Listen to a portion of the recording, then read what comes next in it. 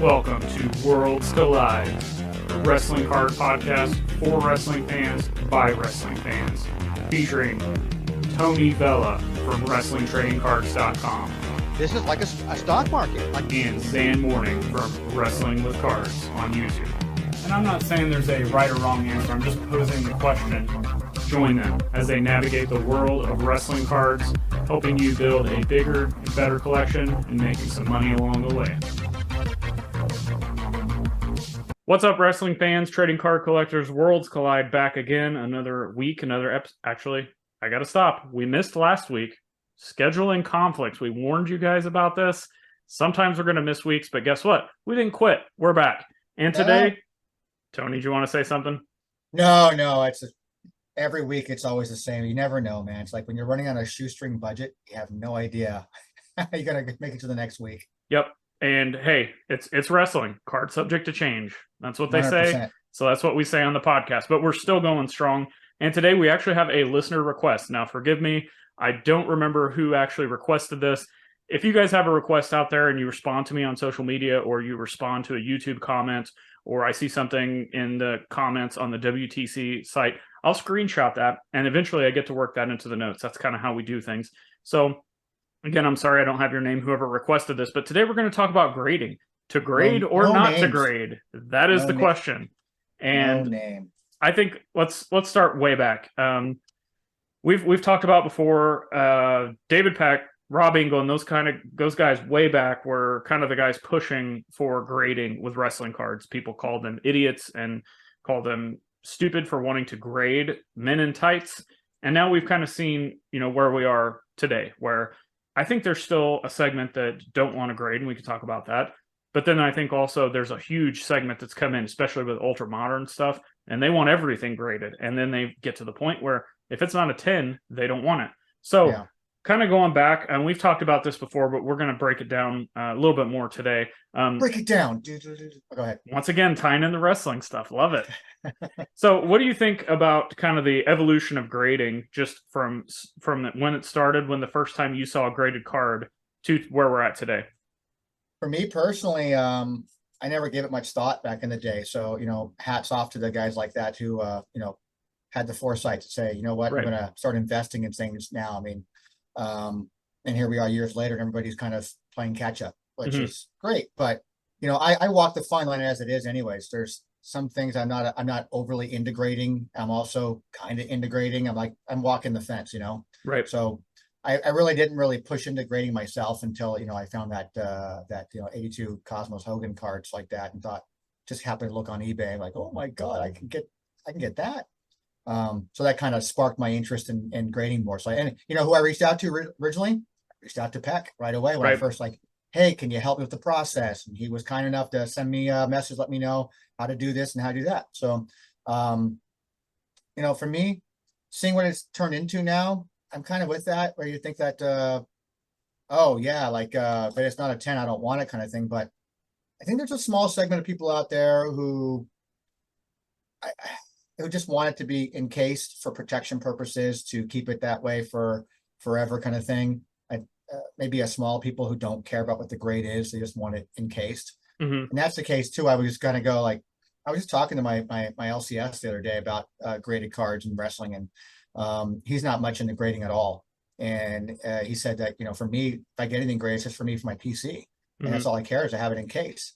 I said, well, then you might want to go something like, an HGA or something like that, or be creative and have like a cool custom label made for yourself if you don't care about the grade. Right. And that way it's something attractive for your personal collection. But a lot of people now are just kind of trying to flip, even base cards in a high grade. We went through that during the pandemic, where people were shoving the hell out of Impel and classic cards from wrestling of base. I mean, they're all base anyways, just base cards, and trying to get obscene amounts of money for a PSA 10 Ric Flair, in the suit, the Four Horsemen, like that, from Impel.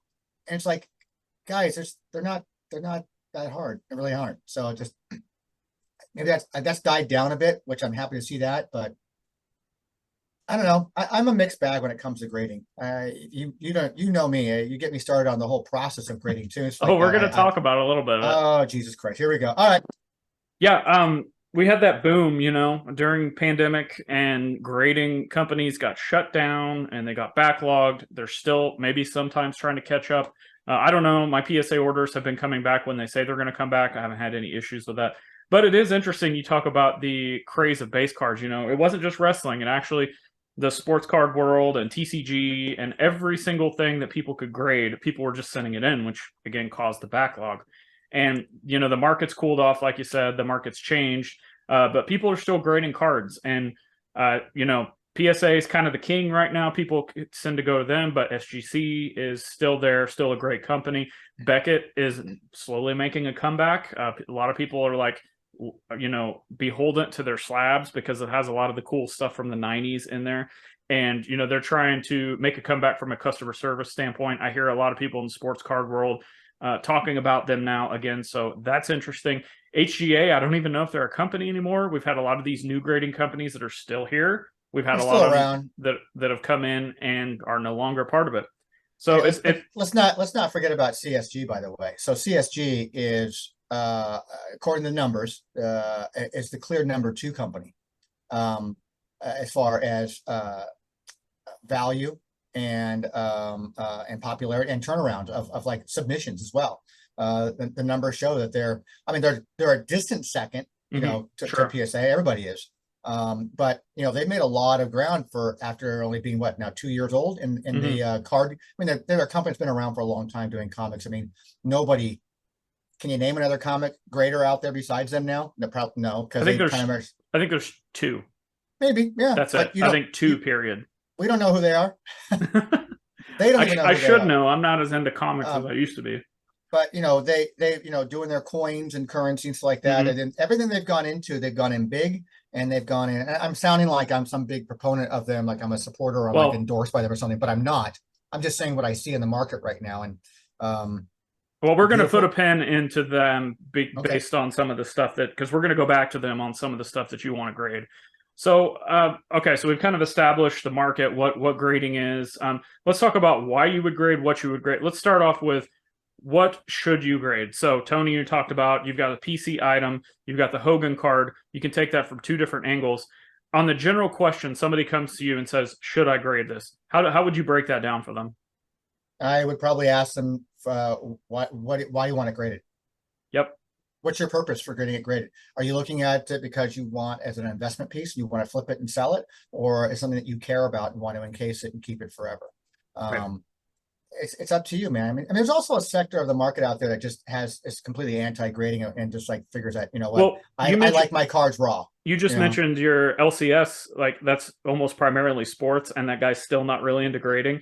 So I think it's interesting that despite the I guess mainstream hobby where everything is slabbed and everything is graded and everything goes to PSA, you got a guy that owns a store that's like, nah, I'm not really into grading. So he's not really into everywhere. Yeah. Yeah, but he's of the mindset too of being, it's a scam, it's this, it's that kind of thing. Yep. I've had many conversations with him about it, and he just prefers that for his personal collection, he'll get things that he thinks that need to be protected. He'll just put them in a case.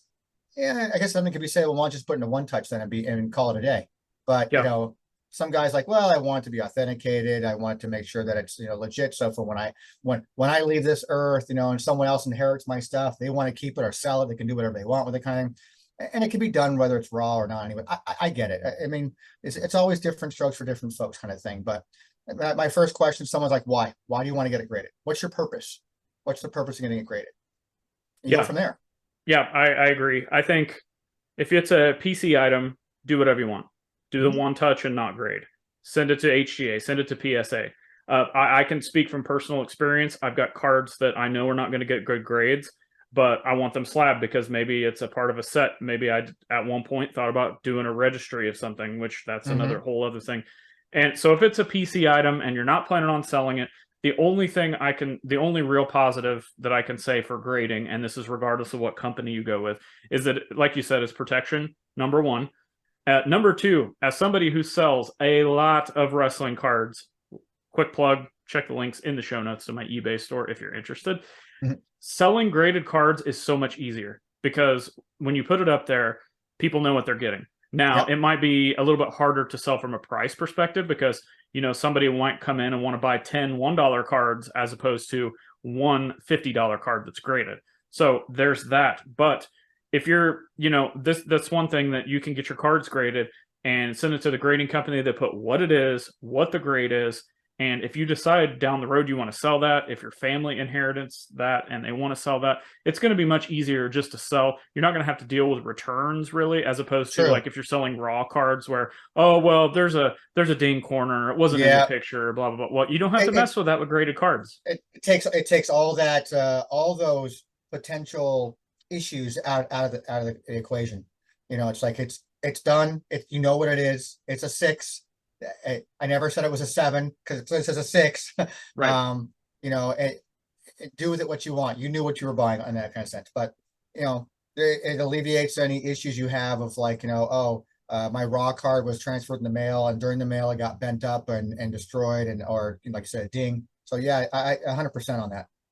So let's talk about the investing flipping aspect of it. I think this is something you got to be really careful with.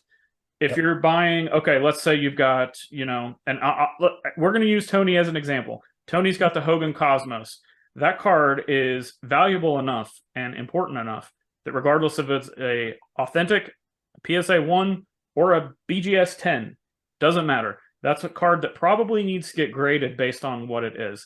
So what was your thought process going behind specifically getting that one graded? Well, again, discovering it, as I've told the story before, in a nutshell, I found it in storage. I was just curious to see what it was going for online. I saw what a PSA 6 was going for. I figured mine's got to be at least that. As someone who's, of entrepreneurial type status is over here, so Yep. at the time I was looking for ways to raise capital to open my store. So that's what it was. It was an investment piece for me to hopefully turn into capital to, open my store, which is exactly what it did. Which is fun because I just did another TV show for Card Life TV. Shout out to those guys. I love those guys. Came in and we talked about that. My store was basically open because of the sale of a trading card. Thank you, Hulk Hogan. Yes, thank you, Hogan. And it was just that was my mindset. My mindset from the very beginning was when I saw that price, I am selling this card. How can I get the most return for this? And so right. I immediately it's going PSA. So go to PSA. I reached out to Peck. Peck helped me with the process and on what to do because it was very foreign to me. Pretty self-explanatory, but it can be a bit overwhelming when you have like the process of PSA, like it's got to be in this order. We charge you a service fee. That like, oh my god, I'm like, this is so I just went through the whole process, and then I had to learn like, do I want to do eBay? Do I want to do Golden? Do I want to do Heritage like that? And so I had to pick and choose how I wanted to, sell this card.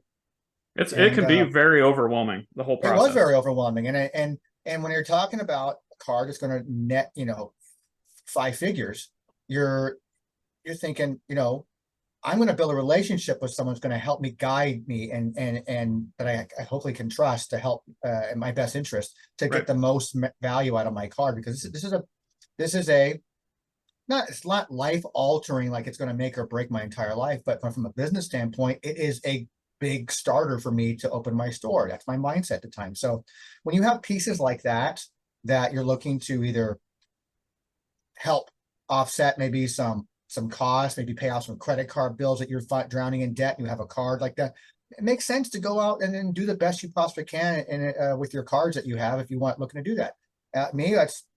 I opened a store. That's what I needed to do. I needed to get the best possible grade, the best experience I could, and I made the most of it. And so it's always comes down to, when it comes to the grading process, of what is your motive, what is it you're looking to do with that card or cards.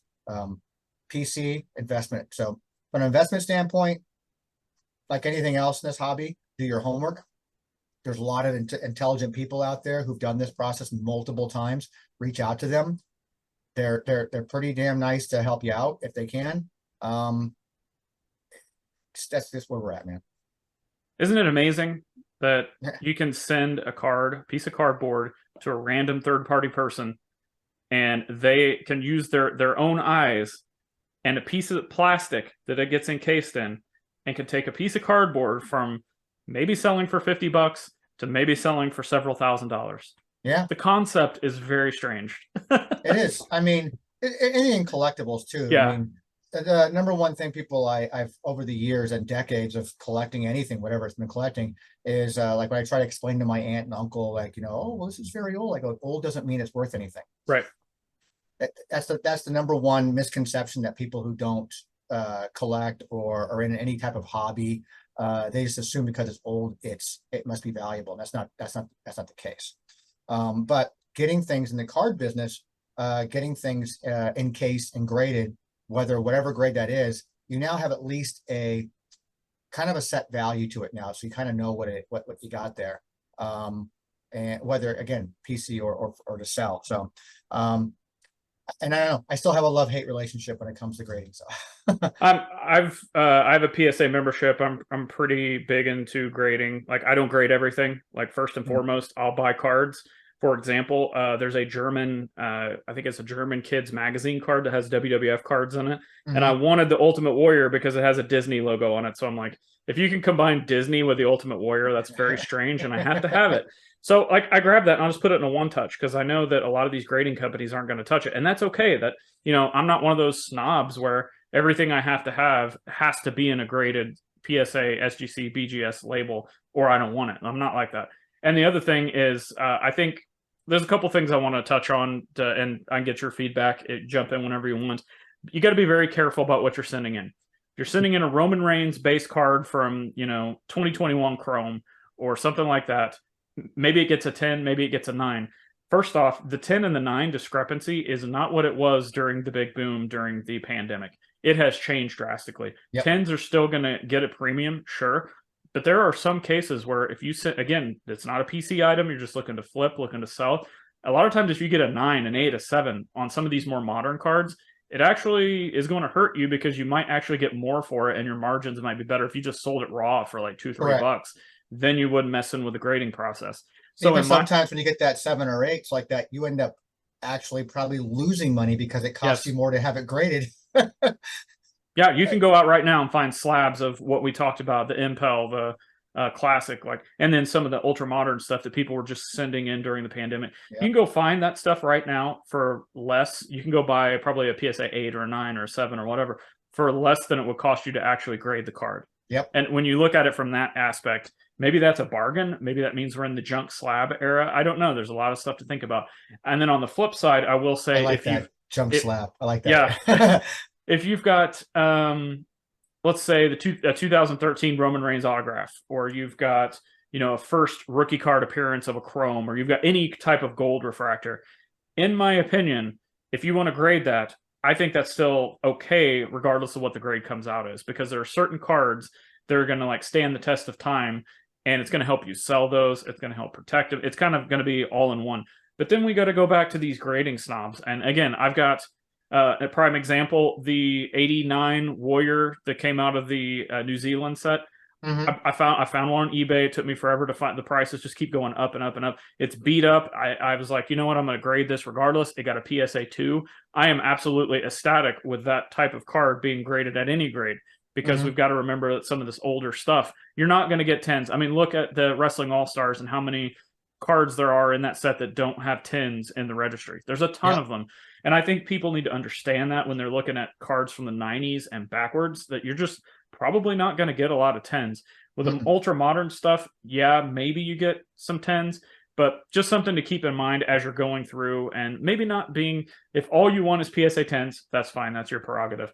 But I've always said, I was ecstatic for my Hogan Cosmos to get a 9. I mean, for a card from 1982, I was just shocked.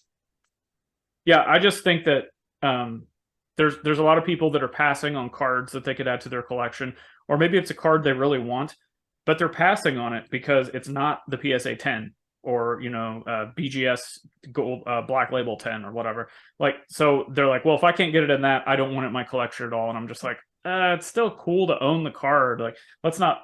I get, like I said, it is everyone's own prerogative on what they want to do, but I am not a grading snob, and I think that like I said, there are certain cards that you are going to make a premium on by grading and selling. You're a prime example of that. But there's also cards where you don't need to grade those, and maybe you don't even need to put them in a one touch. Maybe they just go in a binder. Maybe they just go in top loaders. So I think grading is excellent, but I don't think it's for everybody, and it's not for everything. Anything you want to touch on before we move on to the next topic of grading? I'll tell you, for me, my personal collection, I've actually been turned off by certain cards because it was graded. I don't want it graded. Yep, me too. So as a Loomis collector, someone recently had, I can't remember what it was. It might have been it was a higher end, for a Loomis anyways, but it was a PSA 9 or something like that, graded cards like that. And while I was interested in it because I wanted it for my PC, I was kind of turned off by it because it was graded, because I have nothing else by Loomis that's graded. So I'm like, and I don't really want anything graded. I like it having all just raw in my 9-pocket sheets. Call me I'm the same way with the cross stuff. I've got it all in a binder. I'm just like, I just enjoyed having it the way it was. So I was actually kind of turned off by the fact that it was graded. So that's actually kind of a detriment when it comes to when I'm shopping. And then there are cards that I won't buy unless it's graded. Correct. So it's an interesting dynamic of grading, and I think that it's best to just kind of have the all around perspective of just learning, knowing what you should grade, shouldn't grade. That's why we're doing this show. Hopefully able to help you we don't have all the answers, and you can feel free to reach out to us if you have any questions. Reach out to David Peck or Rob England or Card Foundation guys grade a lot. So anybody that you see that's grading a lot of cards, just reach out to them, ask general questions. Most people are going to be really happy to help you. Now let's move on to the next part of this. And this is, okay, I've got the card. I want to grade it. What grading company do I use? So this will just be your opinion, whatever you think. We got a lot to pick from. Well, numbers don't lie, man. I don't know why people have preferences. You can have your personal preference. There was a day many, many moons ago when Beckett was king. Mm-hmm. But we know who rules the grading world, and that's PSA. There's no denying that. No denying it right now. I'm sorry, flat earthers, but it's just that's the way it is. They're the king. So if you're looking for value, and that's your goal and your investment pieces, it's PSA all day. I feel like I'm going to be Brian Cage. What's Nick Cage? Yeah, MDK all day. PSA all day. And so I have so many different shirt designs based on this conversation. But yeah, it's just, if you're just looking for something that's aesthetically pleasing to you and something that's going to be for your PC, there's a lot of different companies you can go with like that, obviously. We mentioned HGA, and I don't want us to sound like we're some kind of big proponent for them like that, but they were the company that came out during the pandemic that was really pushing and posting a lot on social media about their custom labels and cool designs like that. And those are cool. Those are cool features. You and I both kind of fell for that in the beginning. Like, this was kind of cool. I still think they look cool. Yeah, it could be something. The slabs are nice. They're not the crystal clear like CSGs like that, which I love them so much. I just love them. And to me, that's my personal preference. I like them. Because of the designs themselves. I like the way that they redid their labels. They listened to the people. They got rid of the god awful green. Yep. And went with that the labels they have now, which are nice. The slabs themselves are beautiful, and for me, I like it also because it's a company that's got people in the marketing department that are big wrestling fans. So that connects with me. It means something to me when someone is passionate about what I'm passionate about, and it helps me connect better with them. And so I like that they're really into wrestling, and they promote the hell out of it. So they're part of every Wrestling Card Wednesday. They're out there anytime someone posts one of their slabs out there and tags them. They seem to have someone who comments about that, like, hey, for Ric Flair or whatever. They're just engaging, and I like that. We don't see that kind of customer service from PSA or any other companies. But if you're looking for value, it's PSA. Anything else, everybody else is just personal preference at that point. I'll run through all the companies. No brainer, PSA. You're going to get the most bang for your buck on resale, no matter if that's now or when you die and somebody inherits that and they have to sell it. You're going to, things could change, obviously, as we spoke about. Beckett used to be king, but PSA is where you're going to go for the most value if you're wanting to resell. Now let's talk about, I don't care about resale. I just want to, own these cards. I'm going to start with Beckett. I don't personally sub with Beckett because I think them as a company have kind of fallen behind. Their slabs will still like sell really well, not like PSA. I'd say they're probably on par with SGC right now as far as like a resell. But I'm also not afraid to buy a Beckett card. You know, my Hogan PMG is a BGS 9, and I've got some other cards that are in BGS holders. I'll buy PSA, SGC, and BGS. Those are the three companies that if I see a card in and I want it, I'm not afraid to. I trust those grading companies. I'll buy it from anybody. So that's a SGC is they're my favorite slabs. I love the black and white logos, especially like vintage stuff looks cool in there. But again, the SGC sales, I don't think they're going to get where PSA are. So maybe eventually, I don't know. I'm not saying that, but just from an aesthetic perspective, I think SGC is great. I did a video on my YouTube channel, which you can find in the show notes, a long time ago, comparing all the different grading companies that at the time and their slab designs and which one was the best. From an aesthetic perspective, SGC was my favorite. CSG had the clearest plastic. And so that's where I'm going to go with that is CSG, I'm not as familiar with their market perspective because when I'm looking for cards, if it's a graded card, I don't see a lot of CSG. But there are segments where CSG is your only option. Let's talk about indie cards. This is a grading company that is willing to take the time to go out and do the homework on WrestlingTradingCards.com, check out the checklists, and say, these are legitimate cards. We can grade them. Here you go. We're going to start a registry. This is something that all these other grading companies are not doing because, you know, PSA and BGS and SGC, maybe they don't know that this website exists with all this great information on it. This is a food release. We can't prove it's an actual wrestling card. CSG does the homework to go out there and make the customers happy with indie cards and rare 80s food releases and all these things. That's the weirdness of it though, because I've gotten messages from Beckett and PSA. I've had at least every major company at some point in time has messaged WTC requesting additional information. They use WTC. They all do. Sure. They all use it as the main resource for gathering information on wrestling cards. And that's our point, you know, out there is to provide that information to collectors and graders. You know, obviously when the site was first started, it was never thought about grading companies as far as like, that's who we're trying to appease. We're trying to appease the collectors to educate them. So they all use them. It just is weird that I'd like to know what the thought process is from these grading companies that are not grading indie cards the way that CSG is. Right. Just because are they just marks for wrestling that at that company as opposed to other companies? I don't know. It's just nice to see that there's a grading company out there willing to slab some of these, especially the important independent stuff like, you know, Limitless and GCW and things like that. There's some very important pieces in those indie cards that need to be protected, I guess, and they're willing to go out there and do that kind of stuff. So that's a whole different conversation another day. Like, you know, why, you know. Last thing I want to touch on with these grading companies is just personal preference and aesthetic. So what do you want to do? So maybe you want to attack a registry. You want to put together an entire set and have the highest grade set in the world of whatever it is. Impel, Classic, go with that. You know, if you want to try Chronicles, good luck. But just, you know, whatever it is, maybe you want to form a registry. Maybe it's a player registry. You can do that as well. So like hypothetically, you buy, let's say your first card is PSA. Okay, well, you know the PSA registry is strong. So because that first card was with that grading company, maybe you choose to go all after that same grading company, no matter what it is, because that's what you started the PC with. I can speak from personal experience. I'm grading all my 82, 83 All-Stars cards with PSA. Reason being, I wanted to collect as many as I can autographed. So the first one I got was Hogan, and I got it signed. Well, BGS I'm not messing with. I already spoke about why I'm not sending with them. I think their technology is outdated and everything, and we know their customer service is not as great right now.